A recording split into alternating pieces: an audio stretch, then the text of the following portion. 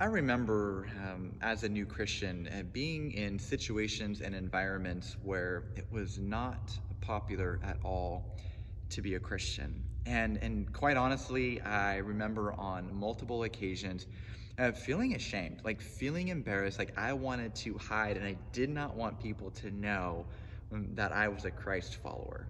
So what gets us to the point where we feel ashamed and we're afraid to have courage? Well, I think Paul is going to answer this question, which is going to be so important for us today. So we're going to continue in Philippians 1. We're going to read verse 20. So listen to these words.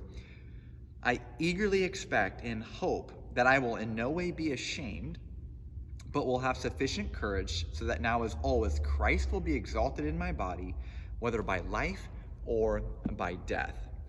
So so we see the opposite of shame in this verse is courage. So how is Paul defining shame? So the worst case scenario for Paul isn't prison or even losing his life. It's actually shrinking back from an opportunity to point others to Christ. So for Paul, the opposite of shame is that Christ would be honored. Now I love this. I heard this quote from a pastor, and he said, "What you love determines what you will feel shame about. If you love for people to think highly of you, you will feel horrible shame when they don't. If you love for people to think highly of Christ, you will feel shame when they belittle him on your account." Now, Paul loved Christ. Like, he loved him. In fact, Philippians 3:8 says, "Whatever things were gained, I consider them loss for the surpassing worth of knowing Christ Jesus my Lord."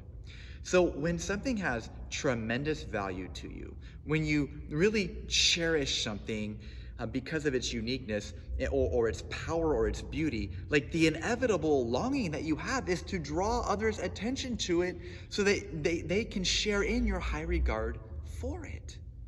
Now, what does this courage, what does it lead to? Right? It's Christ will be exalted in Paul's body. Like, that's what his courage is going to lead to. Now, that's what's important to Paul. But do you notice what is unimportant to Paul? It's the way that Christ is exalted in his body.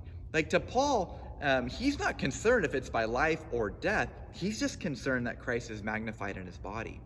And I think sometimes we get too hung up on the way that Christ is exalted in our lives as opposed to the goal itself. So sometimes we get perhaps too hung up on the how rather than focusing on the what.